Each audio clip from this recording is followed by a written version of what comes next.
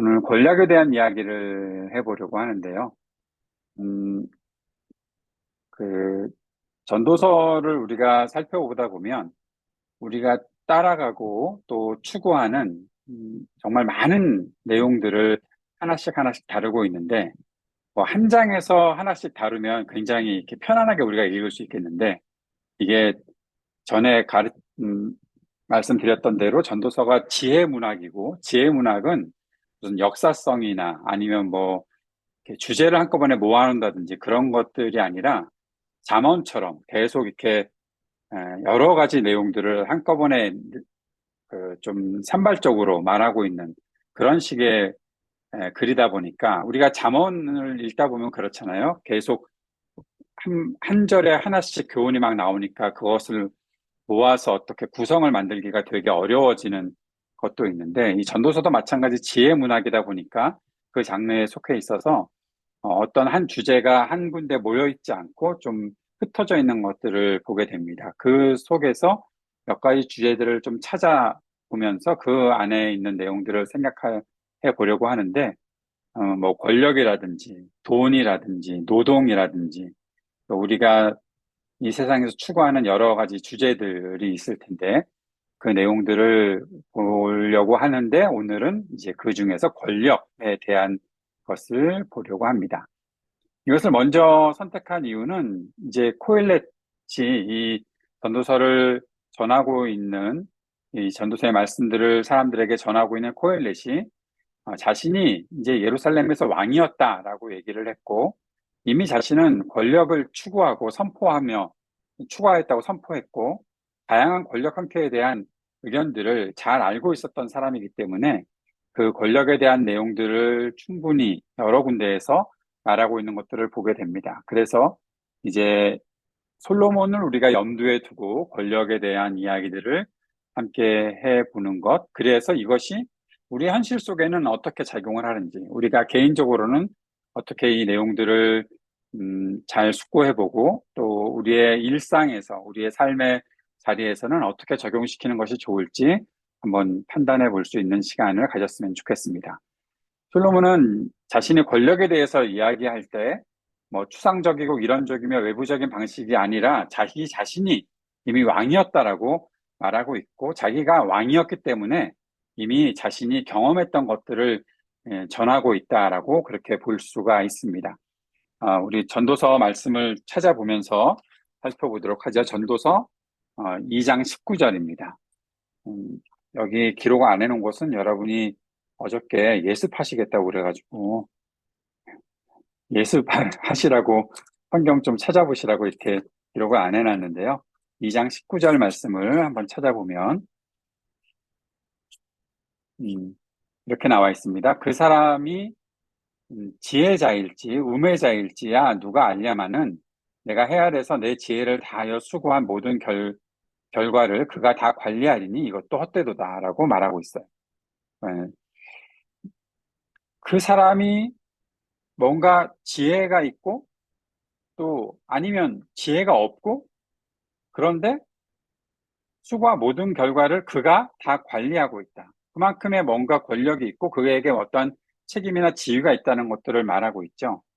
근데 그 모든 것들을 내가 지혜를 다해서 수고한 모든 결과를 그가 다 관리하리니 그가 그것도 헛되다라는 이야기를 하고 있으니까 지금 우리가 맞닥뜨리고 있는 어떤 권력이나 그런 어떤 제도나 또 우리가 살아가고 있는 이 세계 속에서도 분명히 권력이라는 건 존재하고 있잖아요. 그러니까 그것이 존재하고 있을 때 우리는 그것을 어떻게 어느 정도의 의미를 두어야 하는가라고 생각하니까 이게 도대체 이 사람이 말하고 있는 이 코엘렛이 말하고 있는 권력이라는 것이 항상 절대적으로 뭐 존재하고 또 절대적으로 의미가 있고 하는 것은 아닐 수도 있겠다라는 질문이 생기는 거죠. 그가 경험한 것을 가지고 또 이렇게 얘기를 하고 있으니까요. 전도서 8장 1절 말씀을 보면 이런 말씀이 있습니다. 지혜자와 같은 자 누구며 누가 지혜자와 같으며 누가 사물의 이치를 아는 자이냐. 사람의 지혜는 그의 얼굴에 광채가 나게 하니 그의 얼굴에 사나운 것이 변하느니라 라고 말하고 있습니다. 누가 지혜자와 같으며 사물의 이치를 아는 자냐? 누가 그것을 다 알고 있느냐? 사람의 지혜가 그의 얼굴에 광채가 나게 하나니 그의 얼굴에 사나운 것이 변한다. 누군가가 얼굴에 광채가 나면 사나운 것이 변한다. 그것은 2절 말씀과 연결이 되어 있는데 8장 2절에 보면 내가 권하노라 왕의 명령을 지키라. 이미 하나님을 가리켜 맹세하였음이니라. 3절에 왕 앞에서 물러가기를 급하게 하지 말며 악한 것을 일삼지 말라. 왕은 자기가 하고자 하는 것을 다 행함이니라. 이런 등등의 그 권력을 갖고 있는 사람의 태도들이 있습니다. 그래서 지혜를 아는 사람은 자신의 얼굴에 어떠한 나타나고 또 자신의 태도를 통해서 그의 얼굴은 즉 그 권력자의 얼굴이겠죠. 그 권력자의 얼굴에 나타나는 광채도 있게 하고 사나운 것들을 변하게 하는 그런 일들이 있다. 즉 권력에 대한 것을 우리가 어떠한 태도로 살아갈 것인가에 대한 내용들을 말하고 있는 겁니다. 잘 보면 지혜자가 권력자와는 좀 차이가 있다는 것을 보게 되죠. 권력을 갖고 있는 사람에게 있어서 지혜자는 어떤 태도로 그 권력을 갖고 있는 사람을 대하는가. 이걸 이렇게 얘기하다 보면 결국 권력을 갖고 있는 사람은 지혜롭지 않다라는 내용들을 말하고 있다라고 보게 되죠.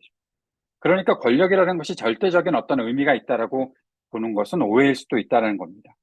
왕의 결정에 이의를 제기하는 것, 지혜자에게 아무런 도움이 되지 않다는 것을 말하고 있는 것 같아요. 전도서의 내용들은 바로 그러한 내용들이 있습니다. 왜냐하면 왕은 그가 원하는 바를 그냥 다 행하기 때문에 그러는 거죠. 어떤 사람도 그 왕에게 당신이 갖고 있는 권력으로 왜 이렇게 행하고 있습니까? 라고 이유를 물어서도 안 되는 것처럼 보입니다. 전도서에 나오는 내용들이 바로 그런 거죠. 오늘 좀 전에 읽었던 8장에도 8장 4절에 왕의 말은 권능이 있나니 누가 그에게 이르기를 왕께서 무엇을 하시나이까 할 수 있으랴. 왜 이런 일을 합니까? 라고 묻는 것이 지금 적절치 않은 태도라고 이 코엘렛이 가르쳐주고 있는 거죠. 왕이 지혜도 없을 뿐만 아니라 지혜자의 이야기 듣는 거, 지혜자가 왕에게 어떠한 조언을 하는 거 도움되지 않는다라고 말합니다. 우리가 이러한 내용들을 살펴보다 보면, 이건 역시 독재자들이나 전제군주들의 모습일 수 있겠다라는 생각들을 하게 되는데, 사실, 현실적으로 그렇지 않을 수 있죠. 다국적 행정 강요, 또 현대 관료 정치의 그 강요들의 모습도 마찬가지다라는 겁니다. 이들도 어떤 때는 독재자나 왕들처럼 권위적이고 임의적이고 절대적이고 설명하지 않죠. 그냥 지위가 있고 힘이 있으면 자신들이 갖고 있는 것을 행할 뿐입니다. 거기에 대해서 뭐 특별히 아주 친절하게 설명해 주거나 그런 일들이 뭐 민주사회 속에 잘 있나 하는 그런 질문이 생길 때도 사실 있죠.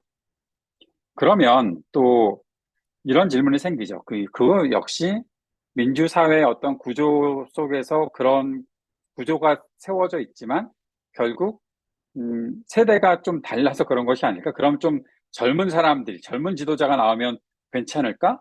하는 그런 질문도 많은 사람들이 하게 되는데 반드시 그렇지 않다는 것도 보게 됩니다. 전도서 4장 13절에서 16절 말씀을 한번 보면 이런 내용들이 있습니다. 4장 13절에서 16절이요. 가난하여도 지혜로운 젊은이가 늙고 둔하여 경고를 더 받을 줄 모르는 왕보다 나으니 그는 자기의 나라에서 가난하게 태어났을지라도 감옥에서 나와 왕이 되었음이니라. 내가 본즉 해 아래에서 다니는 인생들이 다음 자리에 있다가 왕을 대신하여 일어난 젊은이와 함께 있고 그의 치리를 받는 모든 백성들이 무수하였을지라도 후에 오는 자들은 그를 기뻐하지 아니하리니 이것도 헛되어 바람을 잡는 것이로다. 이 말씀이 되게 굉장히 재미있는 말씀이거든요. 가난하고 지혜로운 젊은이가 있었어요.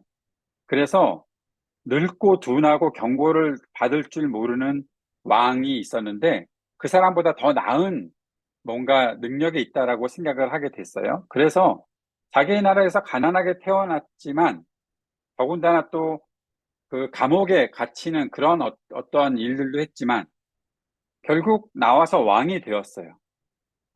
통치자가 된 거죠. 그런데 그러다가 보니까 어, 왕을 대신해서 일어난 젊은이와 함께 있게 됐고 이 젊은이가 뭔가 지도력을 갖게 되었는데 금방 나오는 말이 뭔가 하면 후에 오는 자들은 그를 기뻐하지 아니하리니 이것도 헛되어 바람을 잡는 것이로다. 결국에는 젊은이가 권력을 잡았어요. 그래서 뭔가 더 나은 통치를 할 수 있을 것 같았어요. 그런데 그가 물러나고 나면 그 다음에는 다 사람들이 다 잊어버린다는 거예요. 그에게 의미를 두지 않고 이 말이 어떤 것과 연결이 되나 하면 결국, 헛되다라고 말하는 전도자가 코엘렛이 헛되다, 헛되다라고 말했던 것의 가장 근본적인 이유는 죽는다는 거거든요. 그리고 죽고 나면 다 잊혀져요. 아무도 그것을 기억해주는 사람이 없다라는 거예요. 그래서 다 헛되다라고 얘기했는데 결국 이 젊은 통치자가 경험 많은 어, 왕, 왕이 없어지고 젊은 왕이 생겼는데 그도 아무것도 아니다라는, 아무것도 남는 게 없다. 그래서 그냥 다 헛되다라고 말하고 있다는 것을 보게 됩니다. 조금 더 설명을 한다면 2장 12절 말씀에 이런 말씀이 있습니다. 2장 12절 보면 내가 돌이켜 지혜와 망령됨과 어리석음을 보았나니 왕 뒤에 오는 자는 무슨 일을 행할까? 이미 행한 지 오래전의 일일 뿐이니라. 왕 뒤에 오는 사람? 음, 뭔가 이렇게 지금 왕에게 불만이 생겨서 조금 더 나은 왕이 나타났다. 그런데 그 왕 뒤에 오는 사람은 무슨 일을 하느냐? 결국 했던 일들을 반복하고 있는 거예요. 무슨 일을 행할까? 이미 행한 지 오래전의 일일 뿐이니라. 그러니까 별로 그렇게 어, 사람들이 이만큼 기대했는데 그만큼 하지는 못하는 일들이 그 안에서 생겨난다라는 것들을 말하고 있는 겁니다. 권력의 헛됨의 영역들이 여기 있다는 거죠. 명예, 명성, 영광, 이런 것들이 사람들이 많이 추구하고 사는데 그런 것들은 곧 사라지게 된다는 거예요. 결국 금방 사라진다. 아무것도 남지 않는다. 그러면서 아주 재미있는 말씀이 7장 1절 말씀에 있습니다. 7장 1절에 보면 좋은 이름이 좋은 기름보다 낫고 죽는 날이 출생하는 날보다 나으며 좋은 이름이 좋은 기름보다 낫고 죽는 날이 출생하는 날보다 낫다라고 말하고 있어요. 그 좋은 이름이라는 것은 결국 명예를 말하는 것이겠죠. 그런데 그 명예가 좋은 기름, 그 좋은 기름이라는 것은 어, 향료를 말합니다. 그 성경에 말하는 기름들은 거의 향료를 뜻할 때가 많이 있는데 좋은 기름보다 낫고 죽는 날이 출생하는 날보다 낫다. 왜 죽는 날이 출생하는 날보다 나을까? 이것도 나중에 이제 저희들이 생각해 봐야 될 것인데 우선 좋은 이름이 좋은 기름보다 낫다라고 말했던 것은 뭔가 하면 그래도 향료보다 향기는 휙 하고 없어지잖아요. 지금 좋은 향을 맡고 있다고 우리가 생각하지만 결국 조금의 시간만 지나면 향료가 없어지는데 그래도 명예가 조금 더 남지 않겠느냐라고 말을 하고 있는 거거든요. 그런데 재밌는 것은 왜 명예라는 것을 금방 날아가 버리는 향료와 비교해서 설명을 하고 있을까 하는 질문이 생기는 거예요. 좀 다른 것과 비교해야 되지 않나? 뭐, 예를 들어, 호랑이는 죽어서 가죽을 남기고, 사람은 죽어서 이름을 남긴다. 그 정도의 어떠한 속담 정도가 있어야, 그래도 물건이고, 호랑이 가죽은 물건이고, 오랫동안 남아있을 것 같은데, 그것과 좀 비교를 해야 명예라는 것이 좀 비교가 되고, 좀 그 안에서 가치를 갖게 되는데, 향료? 금방 쓰고 금방 바람이 불면 날아가 버리는 것과 비교하고 있다? 여기에 아주 중요한 의미가 있다라고 생각을 해요. 왜냐하면 명예조차도 오랫동안 남는 것이 아니라 결국 어느 순간 금방 다 헛된 것처럼 날아가 버리는 것이다 라고 말하는 거죠. 그래서 그 다음 말이 죽는 날이 출생하는 날보다 낫다. 사람이 출생하는 날이 훨씬 더 의미 있다고 생각을 하지만 결국 금방 다 날아가 버리는 것이기 때문에 죽는 날이 더 나을 수도 있겠다. 결국 거기서 내가 살아서 고통스러운 날들을 보고 모든 것들이 잊혀지는 그런 날들을 보느니 차라리 죽는 날이 더 나은 것 아니야? 라고 사람들이 생각하는 그런 것과 별 비교되지 않는 그런 대상이 되는 거 아닐까? 왕이 돼서 뭐가 좋아? 왕이 돼서 결국 내가 좀 더 명예로워지고 내가 좀 더 나은 삶을 살 수 있다? 아, 그런데 금방 다 없어지는 거야. 명예 역시 빨리 증발하여 없어지는 것이고 그렇게 지속되지 않는 거다. 죽는 사람들, 다 잊혀지는 사람들이다라는 사실을 말해주고 있다는 거죠. 전도서 9장 15절 말씀을 한번 찾아보겠습니다. 9장 15절. 9장 15절에 보면 아까는 비슷한 말씀이 하나 또 나타나 있는데 그 성읍 가운데서 그 성읍 가운데 가난한 지혜자가 있어서 그의 지혜로 성읍을 건진 그것이라. 이걸 보려면 13절부터 좀 봐야 될 것 같은데요. 9장 13절부터의 내용을 보겠습니다. 내가 또 해 아래에서 지혜를 보고 내가 크게 여긴 것이 이러하니 곧 작고 인구가 많지 아니한 어떤 성읍에 큰 왕이 와서 그것을 에워싸고 큰 흉벽을 쌓고 치고자 할 때에 그 성읍 가운데 작은 가난한 지혜자가 있어서 그의 지혜로 그 성읍을 건진 그것이야. 그러나 그 가난한 자를 기억하는 사람이 없었도다. 그러므로 내가 이르기를 지혜가 힘보다 나으나 가난한 자의 지혜가 멸시를 받고 그의 말들을 사람들이 듣지 아니한다 하였노라. 가난한 지혜자가 성을 구했어요. 그런데 사람들이 그것을 기억하지 않아요. 이것처럼 금방 다 잊혀져 버린다는 거예요. 백성들이 자신들이 환호했던 어떤 통치자에게 결국 등을 돌린다라는 거죠. 음, 그러면서 우리가 생각해 봐야 되는 것이 사람이 영원히 거할 수 있는가? 사람이라는 존재가 영원한 의미를 가지고 모든 사람들의 기억 속에 오랫동안 남을 수 있을까? 그런 질문을 던져보게 되는 거죠. 그런데 사람은 하나님이 아니라는 거잖아요.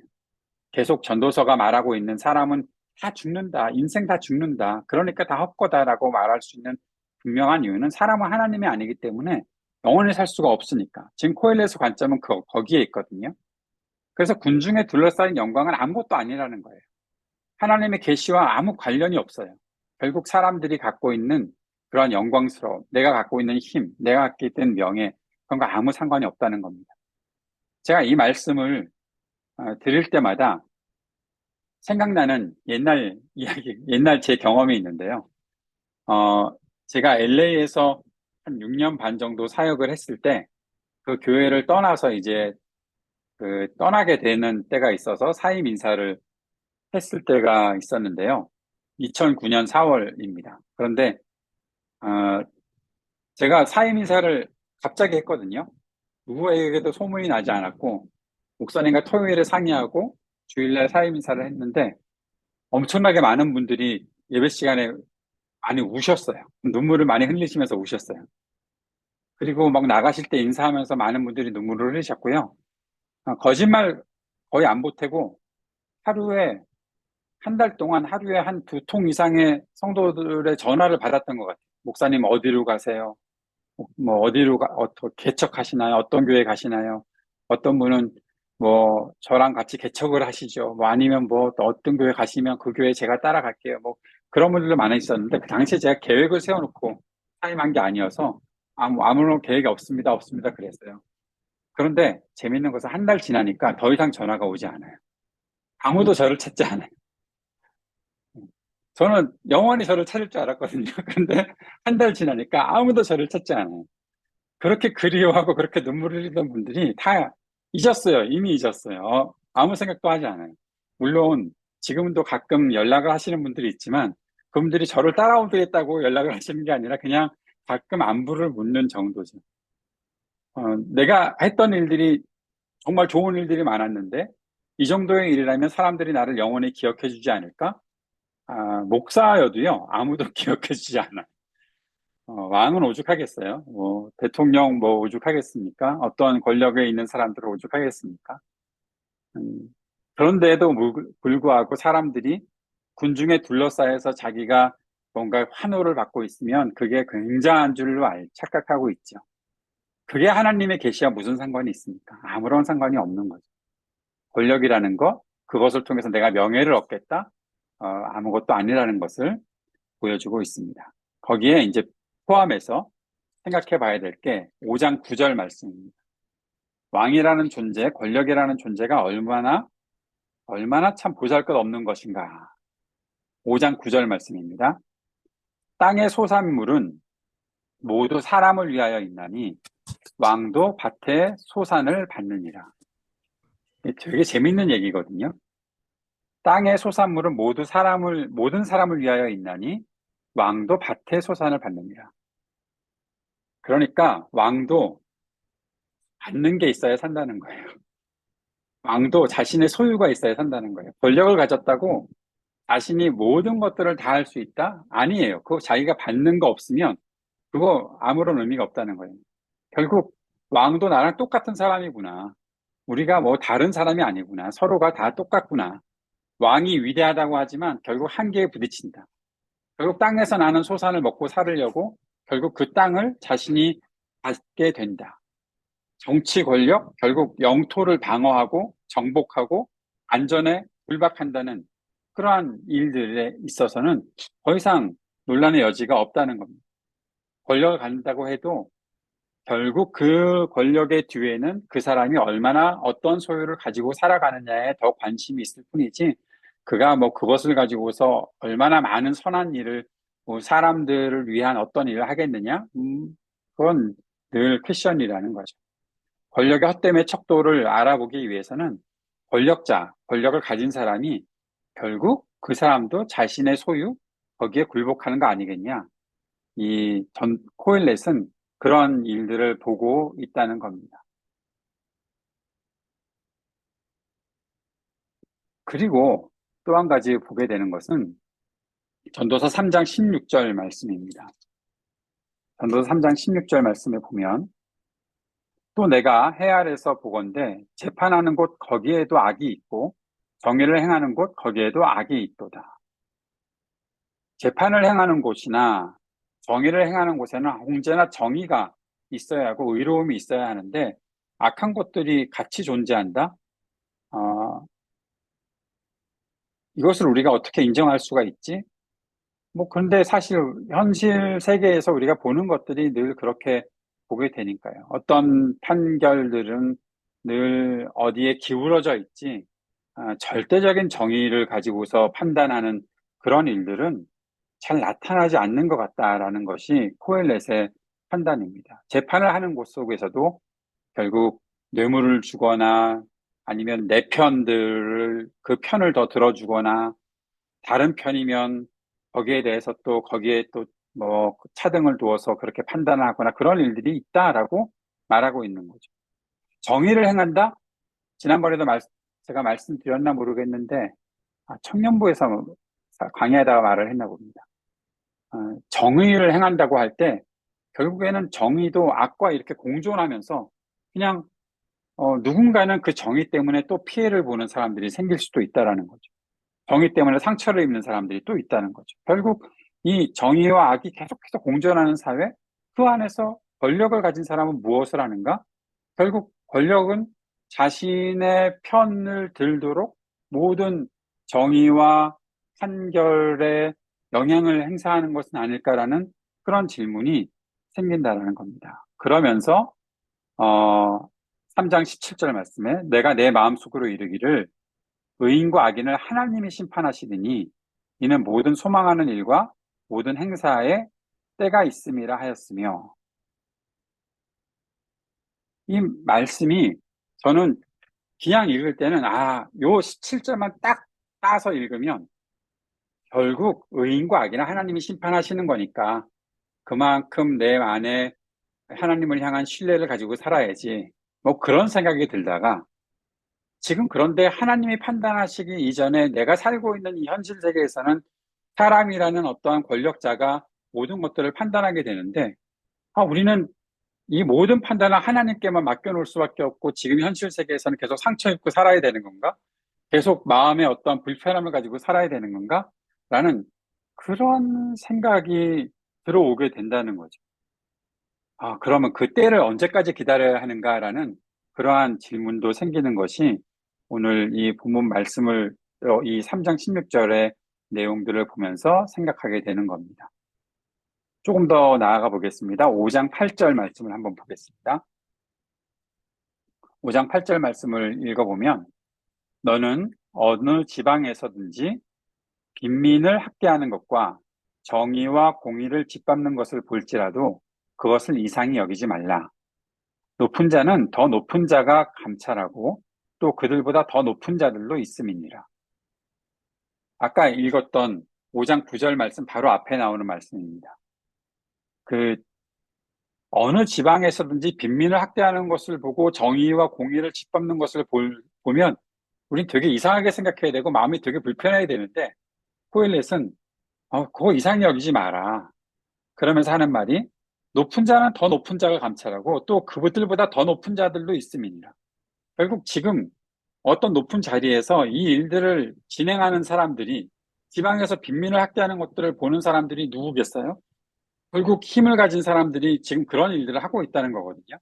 그런데 그 사람도 그보다 더 높은 사람들이 판단할 거고 그 높은 사람들은 그보다 더 높은 사람들이 판단할 테니까 놀라지 말라는 겁니다. 실제로 높은 위치에 있는 사람들은 꼭 다 똑같은 그러한 일들을 하고 있는 것이고 높은 위치에 있는 사람은 자기와 같은 다른 사람을 관장하고 있는 거고 또 그들을 위해 훨씬 많은 권세들이 존재한다는 겁니다.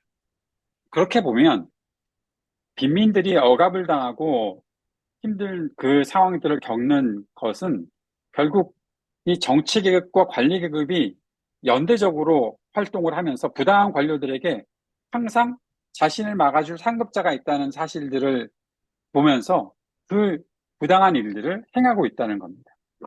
그러면 이런 질문이 생길 수밖에 없거든요. 높으면 높을수록 더 악해지나? 혹시 그런 질문 지금까지 살아오면서 안 해보셨습니까? 왜 저 사람은 저 위치에 올라갔을 때 가장, 가장 탁월하게, 가장 선하게 정치를 하고 통치를 할 줄 알았는데 왜 저 위치에 가면 꼭 똑같이 악해지는 걸까? 그게 그 사람이 그 위치에 가면 교만해져서 그런 걸까? 아니면 어떤 힘이라는 것의 패턴이 그러한가? 저는 정치 세계에 있는 사람도 아니고 뭐 어떠한 직장에 소속된 사람도 아니라 제가 볼 수 있는 뭐라고 그럴까요? 권력의 행태는 그 죄송합니다. 이런 표현이 적절할지 모르겠는데 저한테는 가장 적절한 예 같아서 교회 담임 목사가 되는 사람들 있잖아요. 같이 부목사였다가 어느 순간 담임 목회자가 돼서 굉장히 많은 일을 보통 담임 목사님들이 많은 일을 하니까, 교회마다. 그런데 어느 순간 담임 목사가 됐는데, 저 사람은 담임 목사 되면 진짜 잘할 사람. 정말 모든 일들을, 목회를 정말 잘할 사람. 그런데 비명 소리가 들려오더라는 거죠. 그와 함께 일하고 있는 동역하는 부목사님들로부터 오는 비명 소리가 들린다는 거예요. 왜, 잘할 줄 아는데 왜 저러지? 담임이 되면 다 저런 건가? 그런 생각을 하게 되는 일들이 생기더라는 거예요. 어, 저도 저도 그러리란 생각을 안 할 수는 없었거든요. 그런데 이제 제가 담임했던 목회지에서는 목사가 더 혼자 있기 때문에 그런 어떤 권력의 힘을 한 번도 내세워 본 적이 없어서 참 다행이다 싶기는 했지만 사람들마다 혹시 그런 걸까? 그 위치에 가면 다 그런 걸까? 그게 힘의 패턴인가? 라는 그런 생각들을 해보게 되었습니다. 코일렛은 이렇게 이런 이야기를 하면서 결국 권력의 어떠한 그 허망함들을 계속 말해주고 있는 것 같습니다. 3장 17절 말씀, 아까 우리가 읽었었죠. 내가 내 마음속으로 이르기를 의인과 악인을 하나님이 심판하시리니 이는 모든 소망하는 일과 모든 행사에 때가 있음이라 하였으며. 결국 우리가 생각할 수 있는 정의라는 것은 하나님의 정의 외에 다른 정의란 없다고 생각을 해야 되는 걸까 하는 그런 질문이 생기게 된다는 겁니다. 인간은 다른 인간에게 행사하는 어떠한 모든 권력과 관계된 억압이 있다라고 생각할 수밖에 없는 거죠. 어, 예. 자, 정말 모든 사람들이 다 그러한가? 한번 생각을 해보면 좋을 것 같습니다. 우리도 누군가와 관계를 맺고 살다 보면 내가 누군가에게 영향을 끼칠 때가 있다는 것은 충분히 이해하시죠. 남편과 아내 사이에도 그 남편이 아내에게 대해서 영향을 행사할 때도 있고 아내가 남편에 대해서 영향을 행사할 때도 있죠. 그건 뭐 어쨌든 각자가 위치하고 있는 지위와 또 책임 또 해야 하는 어떤 의무 등등이 다 서로에게 영향을 미치게 되어 있습니다. 부모가 자식들에 대해서도 마찬가지죠. 부모가 자식들에게 영향을 줄 수 있는 관계가 있을 수도 있고, 자녀가 부모에게 영향을 줄 수 있는 관계가 있을 수도 있습니다. 그런데 그렇게 될 때, 누군가에게 영향을 행사하게 될 때, 거기에 힘이라는, 어떠한 권력이라는 것이 싹 솟아 올라오기 시작하면, 그 안에서 어떠한 그 작용이 나타나는지를 우리가 충분히 생각해 볼 수 있지 않을까? 저는 그런 생각이 듭니다. 부엌에서 모든 살림을 관장하는, 그래서 어떤 남자들은 사실 그, 요즘도 그런 남자가 있는지는 모르겠지만 집안일 못하는 남자 있잖아요. 제가 아는 목사님 그러신 분이 있거든요. 못질을 하나도 못해서 사모님이 못질을 대신 해줘야 되는 그런 목사님도 계시더라고요. 집에 가서 밥을 혼자서 차려서 먹어본 적이 없는 남자들도 제가 알고 있는 몇 사람이 있습니다.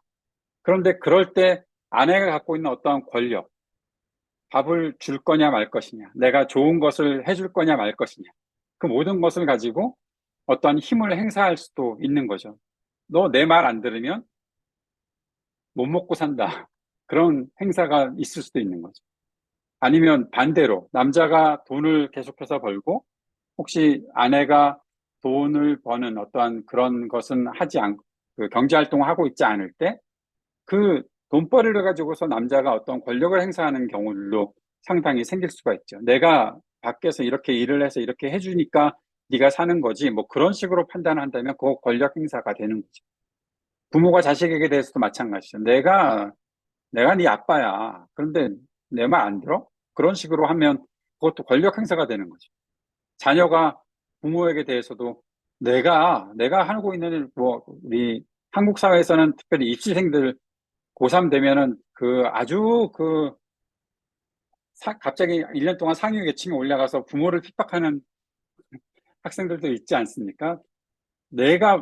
나 공부 안 해? 그러면 이제 부모가 꼼짝 못하니까 그런 경우에 어떤 압력 행사가 있을 수도 있는 거고. 사람들은 다 그런 일들이 뭔가 작용 속에 나타나지 않나?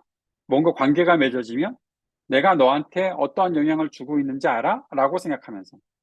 저도 마찬가지일 수 있겠죠. 지금 전도서 강의를 제가 하고 있으니까 제가 오늘 전도서 강의를 하고 있습니다. 그러니까 제가 갖고 있는 권력은 내가 강의 대충 할 거야. 뭐 그런 식으로 한다거나 아니면 지금 제가 지금 호스트가 되어 있습니다. 꺼버리면 그만입니다. 여러분의 마이크 제가 꺼버리면 그만이고 뭐 화면도 끄게 할 수 있고 모든 것들을 행사할 수 있는 일이 생기니까 어떤 관계가 맺어지면 꼭 거기에 뭔가 영향을 서로 주고받게 되고 영향을 주고받는 가운데서 권력 행사가 있게 되는 그런 일들이 모든 인간 관계 속에 있지 않나라는 생각들을 하게 된다는 거죠. 어떠한 뭐 나라의 통치자라든가 뭐 어떤 행정 관료만이 그런 일을 하는 것이 아니라 결국 우리 모두가 그렇다는 겁니다. 그런데 그 권력과 그 힘을 추구하며 사는 것이 얼마나 때로는 헛된 일이고 또 그 안에서 그러면 내가 더 잘할 것이다라고 생각하는 것도 또 헛된 일이 될 수도 있고 누군가가 그렇게 좋은 권력을 행사해 줬으면 좋겠다라고 생각하는 것도 결과적으로 또 허망한 일이 될 수도 있는 것이 우리의 현실 속에 나타난다는 것 코엘렛은 그 일들을 보고 살았던 사람이다라는 사실을 알 수가 있습니다. 전도서 4장 1절 말씀을 보겠습니다. 4장 1절에 보면 내가 다시 해 아래에서 행하는 모든 학대를 살펴보았도다. 보라, 학대받는 자들의 눈물이로다. 그들에게 위로자가 없도다. 그들을 학대하는 자들의 손에는 권세가 있으나 그들에게는 위로자가 없도다. 학대받는 자들의 눈물을 보게 되었어요. 코엘렛이. 권력에 대한 허망함을 보게 되면서 그가 경험하고 있는 지금 권력에 대한 허망함은 어떤 것일까? 거기에 아주 중요한 이야기를 하고 있는데 위로자가 없도다라는 겁니다. 여기에 우리가 잘 생각해 봐야 되는 말씀은 위로가 없다. 권력자들이 위로를 해주지 않았어요. 라고 말하는 것이 아니라 권력자들 중에 위로자가 없다라고 말하고 있는 것입니다. 위로자. 그들에게는, 학대받는 자들에게는 위로자가 필요했다는 거죠. 권력을, 그러면 우리가 이런 생각을 해봐야 됩니다. 아, 지금 코엘렛이 간절히 찾고 있는 그 권력자는 그 권력을 어떠한 힘으로 누군가에게 행사하는 것으로 끝나는 것이 아니라 그 안에서 참된 위로를 사람들에게 줄 수 있는 진정한 위로자가 코엘렛이 찾고 있었던 권력자가 아닌가. 코엘렛이 추구하고 있고 코엘렛이 간절히 바라는 권력이라는 것은 누군가를 위로해 줄 수 있는 위치에 가는 그러한 존재를 찾고 있었던 것은 아닐까 하는 그런 질문을 던져보는 거죠. 그런데 코엘렛은 아직 위로자가 나타날 것에 대해서는 전혀 모르는 사람이라는 것을 우리가 이해하고 있어야 합니다. 코엘렛은 어떤 사람이 위로자가 될 것인가에 대한 그런 부분에 대해서는 아직 없는 것 같아요. 누가 될 것인가에 대해서는. 한 가지는 위로자가 없구나. 아무도 학대받는 사람들, 눈물 흘리는 사람들을 위로해주는 사람들이 없구나라는 것이 그의 판단이고 그의 결론이었다는 거죠. 5장 8절 다시 우리가 볼 텐데 너는 어느 지방에서든지 빈민을 학대하는 것과 정의와 공의를 짓밟는 것을 볼지라도 그것을 이상히 여기지 말라. 높은 자는 더 높은 자가 감찰하고 또 그들보다 더 높은 자도 있음이니라.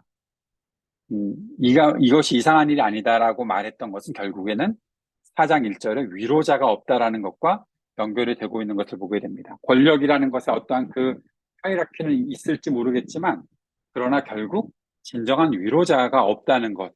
그래서 결국에는 이렇게 학대하는 일들이 계속 나타나고 있는 것, 이상한 일 아니다라고 말하고 있는 것이죠. 8장 9절 말씀도 한번 보겠습니다. 8장 9절. 내가 이 모든 것을 보고 해 아래에서 행하는 모든 일을 마음에 두고 살핀즉 사람이 사람을 주장하여 해롭게 하는 때가 있도다. 사람이 사람을 주장하여 해롭게 하는 때가 있도다. 우리 뭐 늘 보는 일들이 그겁니다. 결국 누가 상처를 입고 누가 해를 입었는가, 피해를 입었는가? 결국 사람이 사람을 해야 하는 일들이 계속 나타나고 있는 것이 이 시대 속에, 현실 속에 나타나고 있다는 거죠. 계속 악인들이 의인들을 또 사람이 사람을 결국 이렇게 행하는 일들이 계속 있는 것을 보게 된다라는 겁니다. 8장 10절에 보면 그런 후에 내가 본즉 악인들은 장사 지낸 바 되어 거룩한 곳을 떠나 그들이 그렇게 행한 성읍에서 잊어버린 바 되었으니 이것도 헛되도다. 사람이 사람을 해했어요. 그런데 그가 죽었어요. 그래서 떠났어요. 그랬더니 사람들이 그 사람을 기억하지 못해요. 이게 무슨 말인가 하면 아무도 아까 초반부에서는 지혜롭게 성읍을 구했던 한 지혜자, 젊은 통치자도 죽으니까 사람들이 기억을 못하고 그가 가난하다고 기억 못하고 악한 사람이 수많은 사람들을 죽였는데 그리고 그렇게 악한 일을 행했는데 그 사람이 죽고 나니까 그 사람에 대해서 또 아무도 기억하지 않아요. 그러니까 이게 얼마나 헛된 일이냐라는 거예요. 거기에 대해서 뭐 저항을 했거나 뭐 거기에 대해서 우리가 뭐 생각하고 살자 뭐 그렇게 했던 일들이 얼마나 헛된 일이냐 하는 것을 보고 있는 거죠. 코엘렛이 안타까워하는 것은 어떤 면에서는 죽었다? 그것도 헛된 것인데 죽었다는 것보다 더 코엘렛이 안타까워하는 일은 사람들이 기억력이 없다. 잊- 잊고 사는 것을 훨씬 더 좋아하는 것 같다. 오랫동안 기억하는 사람들이 없다. 중요한 것들, 하나님의 말씀도 그렇고 아니면 또 우리가 의미를 두고 살았던 어떤 것들도 그렇고 그냥 잊혀지면 다 끝이야 라고 생각하는 그런 일들을 말하고 있는 겁니다. 그런데 그럴 때 가장 중요한 것은 무언가 하면 4장 1절에 다시 한번 우리가 보게 되는 그 위로자라는 거죠. 사람들의 마음을 계속해서 위로해주고 그들과 함께 있는 사람. 코엘렛은 바로 이 위로자의 부재를 말하고 있는 겁니다. 권력의 헛됨을 말하면서 위로자의 부재를 말하는 거죠. 위로자는 어떤 사람인가 하면 자선 행위를 제공해주는, 얼마 피해를 받았어요? 제가 거기에 대해서 이렇게 보상할 수 있도록 해줄게요. 뭔가 돈을 얹혀주거나, 아니면 뭔가 뭘 다른 일들을 해주거나, 뭐 그런 것을 제공하는 것이 아니라, 그가 같이 있음으로 위로를 얻게 해주는 사람. 코엘렛이 바라고 있는 권력자는 그 사람을 말하는 거예요. 근데 코엘렛은 그런 위로자를 경험해 본 적이 없다는 거죠. 그래서 차라리 이렇게 살아가는 세상보다는 차라리 죽는 것이 낫지 않나? 라고 말하는 것이 코엘렛의 그 헛됨에 대한 결론이라는 겁니다. 그래서 아까 말했던 것이 사는 것보다 죽는 것이 더 낫지 않겠냐? 라고 말하고 있는 거죠. 4장 2절에서도 똑같은 이야기를 코엘렛이 하고 있습니다. 4장 2절에 보면, 그러므로 나는 아직 살아있는 산자들보다 죽은 지 오랜 죽은 자들을 더 복되다 하였다.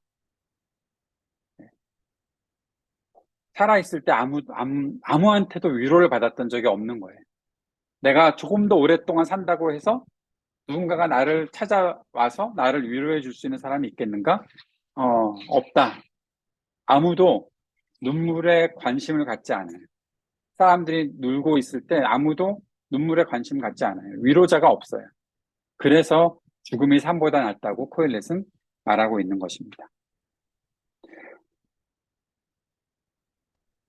오늘도 계속 이렇게 힘들어지네요.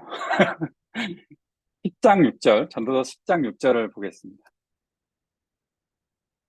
전도서 10장 6절 말씀을 한번 보면, 우매한 자가 크게 높은 지위를 얻고 부자들이 낮은 지위에 앉는도다. 또 내가 보았노니 종들은 말을 타고 고관들은 종들처럼 땅에 걸어 다니는도다. 뭐 그런 이야기를 하고 있는데, 아, 제가 여러분께 소개해 드린 말씀 아니지만, 10장 6절, 7절에 나타나는 말은, 야, 차라리 이렇게 되었으면 좋겠다. 라고 생각하게 되는 거죠. 권력자들, 위로자도 되지 못하고, 권력자들 뭐 이렇게 살아봐야 다 자신들의 힘을 가지고, 그, 가난한 사람들을 핍박하기나 하고, 고통당하는 사람도 학대하기나 하는 그런 사람들 다 헛된 건데, 결국, 우매한 자가 높은 지위를 얻고 부자들이 낮은 지위에 앉게 되고, 종들이 말을 타고 고관들이 종들처럼 땅에 걸어 다니는, 그거 내가 보니까 그런 것들을 보고 살면 좀 더 나은 건가? 라는 그러한 생각도 하게 되는 것이 그 전도자의 말 같은데, 이 말도 잘 살펴보면 이건 재난이라는 거예요. 곧 주권자에서 나오는 허물이라는 거예요. 5절 말씀에 그렇게 있는 거죠. 곧 내가 헤아려서 한 가지 재난을 보았느니 곧 주권자에서 나오는 허물이라. 우매한 자가 크게 높은 지위자들을 얻고 부자들이 낮은 지위에 앉는다. 내가 보았노니 종들은 말을 타고 고관들은 종들처럼 땅을 걸어 다닌다. 이런 일들이 과연 사람들에게 위로가 되겠느냐? 그거 아니라는 겁니다. 결국 전도자는 계속 이 권력에 대해서 비관하는 자세를 갖고서 말하고 있는 거죠. 그러면 우리가 갖고 있는 이 지혜라는 것은 누구에게 주어져야 하는 걸까라는 생각을 하게 되는 거죠. 권력자, 전도서가 말하고 있는 권력자들은 지혜가 없습니다. 그들이 지혜자인 것 같은데 아무것도 되지 않습니다. 그거를 너무 잘 알고 있는 사람이 누군가 하면 솔로몬입니다. 솔로몬은 가장 지혜로운 사람이었잖아요. 세상에서 솔로몬보다 지혜로운 사람이 있었나요? 성경은 없다고 그럽니다. 솔로몬보다 나은 지혜를 가진 사람은 그 전에도 없었고 그 후에도 없을 거라고 하나님은 그렇게 말씀하시면서 솔로몬에게 지혜를 허락해 주셨습니다. 가장 위대한 왕이 되었던 거죠. 솔로몬이 통치하고 있었을 때 이스라엘이 가장 번성하던 시기였다라고 보게 되는 거죠. 그러나 우리가 알고 있는 솔로몬은 그 권력을 가지고서 결국 완전히 헛된 인생을 살았고 나라를 둘로 쪼개지게 만들었고 실패한 왕이 되어버렸습니다. 그가 갖고 있는 지혜라는 것이 무엇이었을까? 우리는 보통 솔로몬의 지혜 그러면서 많이 예를 드는 것이 그 어떤 창녀가 이 아이 내 아이다 또 내 아이다 막 그런 아이 가지고 싸울 때 솔로몬이 이 아이를 반으로 잘라라.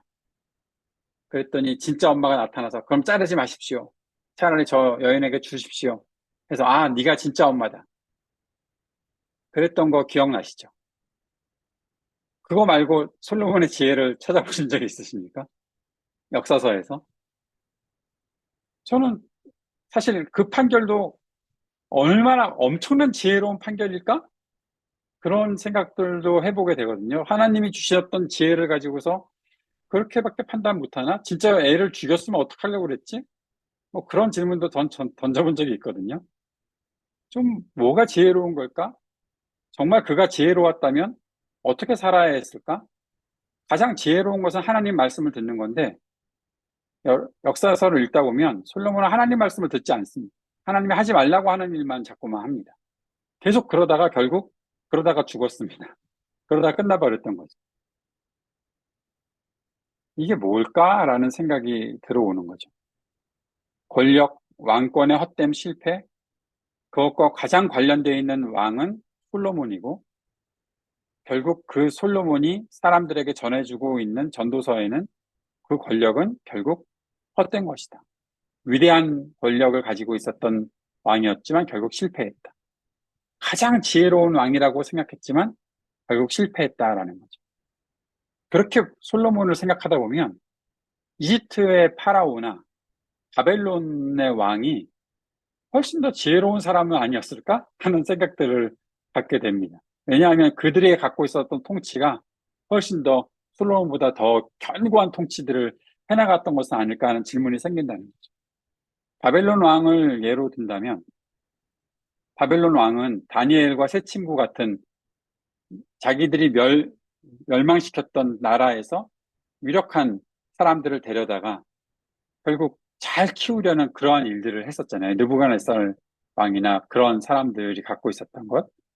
그들이 하나님 말씀을 듣기도 했잖아요. 느부갓네살은 하나님께서 경고하시는 말씀을 듣고 그 듣기는 들었는데 결국 잘 안 되다가 다시 듣고 잘 또 회복되는 일들도 보여줬고 물론 그가 영원히 오래도록 그렇게 지속시키지 못했지만 그것과 비교해 보면 솔로몬은 그만큼 지혜로웠던 사람이라는 솔로몬이 결국 왜 이렇게 하나님 말씀을 듣지 않지? 라는 생각들을 해보게 된다는 거죠.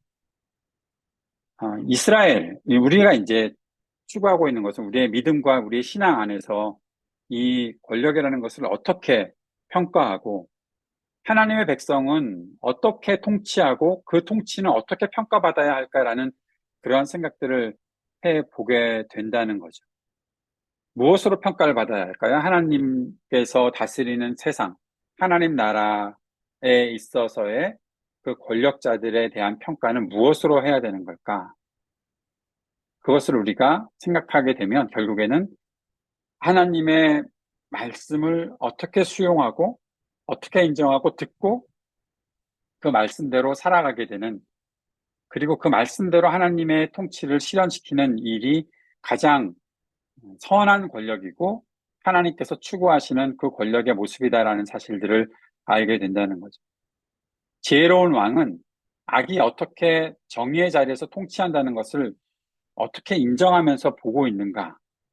그가 자신의 땅에 보잘것없는 일들에 매여 있다는 것, 또 자신이 위대한 업적 그런 것들을 추구하며 살았지만 이런 것들은 아무것도 아니다라는 것들을 자신이 인정해야 된다는 거죠. 그리고 가장 중요한 권력자의 속성이라는 것은 가난하고 보잘것없는 자들을 보호하는 것.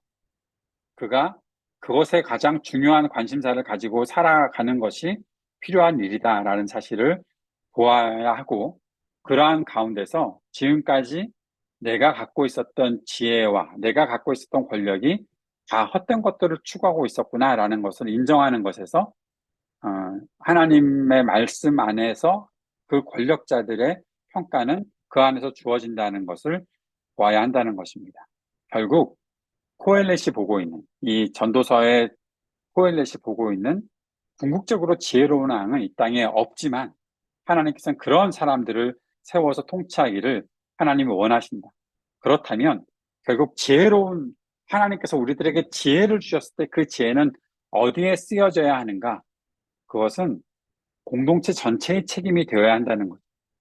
하나님의 백성들이 하나님의 지혜를 함께 받고 하나님의 그 지혜를 가지고 통치자의 위치에 있는 사람을 함께 교육하고 함께 배워나가게 하고 함께 하나님의 말씀을 듣는.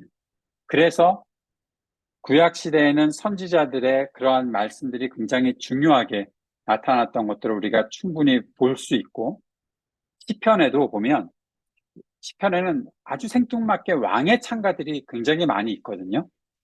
몇 개의 왕의 찬가들이 있습니다. 왕이 그 왕의 자리에 등극할 때 백성들이 칭송하며 왕을 높이는 일들이 있거든요. 보통 시편은 우리가 하나님을 찬양하는 것이라고 보는데 시편 중에 몇 개의 시편들은 왕을 높이고 있다라는 생각이 들 정도로, 그래서 왕을 높이는 그 찬송들을 잘 보다 보면 왕에게 백성들이 뭐라고 말하나 하면 너 잘해야 돼, 너 잘 다스려야 돼, 백성들에게 관심을 가져야 되고 가난한 자들에게 관심을 가져야 되고 너 교만하지 말아야 되고, 왕비에 대해서도 얘기를 합니다. 왕비가 다른 것, 화려한 것 추구하지 말아야 되고 철저하게 검소하게 왕이 진짜 하나님만을 추구하며 살아갈 수 있도록 그렇게 만드는 것이 왕비의 역할이야 라고 말하면서 왕에 대한 어떤 송축 찬송들이 있는 거예요.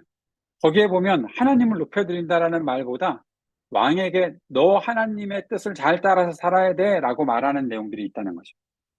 저는 그 시편들이 뭐 다윗이 쓴 것도 있고 다른 사람들이 쓴 것도 있지만 왜 이런 시편들이 사람들에게 불려졌을까? 이런 생각을 해보시면 돼요. 왕이 지금 왕의 자리에 그 뭐라고 그러죠? 왕의 자리에 올라앉는 그 시간에 백성들이 찬송을 부르는 거예요. 왕에게 잘하라고. 당신 잘해야 됩니다. 당신이 잘나서 그 왕의 위치에 앉는 것이 아닙니다. 하나님께서 맡기신 일을 잘 수행하기 위해서 지금 그 자리에 앉는 것입니다. 그렇게 말하면서 왕을 그 자리에서 높여주고 있는 거예요. 이게 뭔가 하면 진짜 권력이라는 것은 결국 하나님께로부터 나오는 거고, 그 권력을 가진 사람이 그 위치에 앉았을 때 하나님의 말씀에 전적으로 순종해 나갈 때 전도서에서 말하고 있었던 권력의 허망함이 아니라 하나님께서 진정으로 원하시는 그 권력자의 일들을 온전히 해나갈 수 있는 일이 그 속에서 생겨날 수 있다는 것들을 말하고 있는 거죠. 그런데 여기 아주 중요한 것 한 가지. 그게 바로 위로자에 대한 이야기입니다. 아까 말했던, 우리가 보았던 전도서 4장 1절에 나타났던 위로자. 결국 전도서에서 추구하고 있는 이 권력, 그 모든 것들은 다 헛된 것이라고 말했지만 전도자가 우리들에게 가르쳐주는 가장 중요한 권력자의 의미는 그가 위로자가 되고 있느냐 하는 거죠. 그런데 우리는 그 위로자를 어디서 찾나 하면 예수 그리스도에게서 찾습니다. 요한계시록 21장 1절에서 7절까지의 말씀을 읽어보도록 하겠습니다. 요한계시록 21장 1절에서 7절 말씀입니다.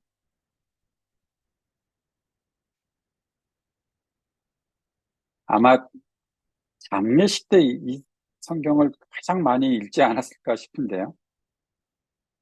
또 내가 새 하늘과 새 땅을 보니 처음 하늘과 처음 땅이 없어졌고 바다도 다시 있지 않더라. 또 내가 보매 거룩한 성 새 예루살렘이 하나님께로부터 하늘에서 내려오니 그 준비한 것이 신부가 남편을 위하여 단장한 것 같더라. 내가 들으니 보좌에서 큰 음성이 나서 이르되 보라 하나님의 장막이 사람들과 함께 있음에 하나님이 그들과 함께 계시리니 그들은 하나님의 백성이 되고 하나님은 친히 그들과 함께 계셔서 모든 눈물을 그 눈에서 닦아주시니 다시는 사망이 없고 애통하는 것이나 곡하는 것이나 아픈 것이 다시 있지 아니하리니 처음 것들이 다 지나갔음이로라. 보좌에 앉으신 이가 이르시되 보라 내가 만물을 새롭게 하노라 하시고 또 이르시되 이 말은 신실하고 참되니 기록하라 하시고 또 내게 말씀하시되 이루었도다. 나는 알파와 오메가요 처음과 마지막이라. 내가 생명수 생물을 목마른 자에게 값없이 주리니 이기는 자는 이것들을 상속으로 받으리라. 나는 그의 하나님이 되고 그는 내 아들이 되리라. 세상에서 살면서 고난을 당하고 핍박을 당하다가 결국 죽는 존재가 그리스도인입니다. 다음한 것이라고 생각할 수밖에 없는 그런 결과가 그리스도인들에게 주어집니다. 그런데 그들이 가장 이 땅에서 살면서 가장 큰 권력이 나의 모든 것들을 만족시켜줄 줄 알았지만 그러나 그것이 전혀 아니었다는 것을 깨닫게 됐고 그래놓고 결국 허망하게 죽음 속에 빠져들어서 끝났을 때 모든 세상이 다 끝났다라고 여겨졌을 때 그에게 열리는 것이 새하늘과 새 땅을 열어주시는 우리 하나님을 보게 되는 것이고 그 하나님을 만났는데 하나님이 너는 나의 백성이다라고 말씀하시면서 다가오셔서 나의 눈에서 눈물을 닦아주신다라는 것. 그것이 새 하늘과 새 땅에서 누리게 되는 참된 권력자가 우리들에게 보여주시는 모습이다라는 거죠. 그 일이 예수 그리스도를 통해서 우리들에게 나타날 것이고 우리는 그 약속을 분명히 받고 있는 겁니다. 그리스도께서 다시 오시는 날 우리가 하나님을 만나게 되고 하나님 안에서 참된 그 일들을 경험하게 된다는 것이죠. 이 말씀을 보면서 제가 생각난 것은 요한복음 11장 35절 말씀입니다. 요한복음 11장 35절 말씀이 어떤 말씀인지 아세요? 영어 성경에서 제일 짧은 구절입니다. 한글 성경에서 제일 짧은 구절은 뭐죠? 항상 기뻐하라. 데살로니가서 5장 16절인가요? 맞죠?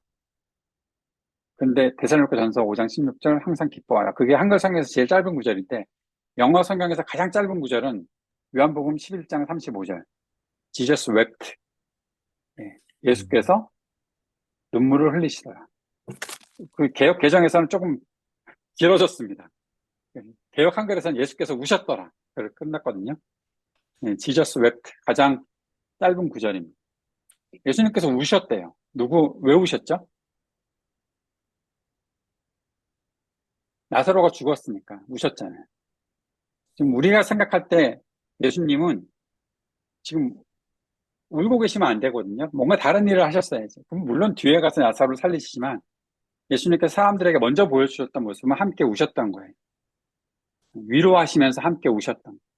근데 너희들에게 내가 뭘 줄 게 있어 라고 하셨던 것이 아니라 그들과 그저 그렇게 함께 우셨던 예수님이 계셨다라는 거예요. 위로자는 함께 있는 사람이죠. 슬픔을 당했을 때 함께 있는 사람, 고통을 당했을 때 함께 있는 사람.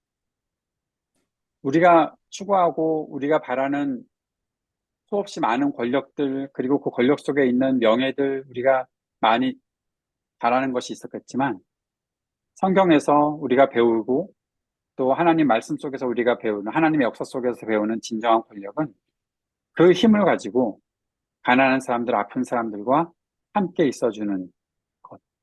그리고 그것이 그가 있음으로 해서 진짜 위로를 얻게 되는 그런 일.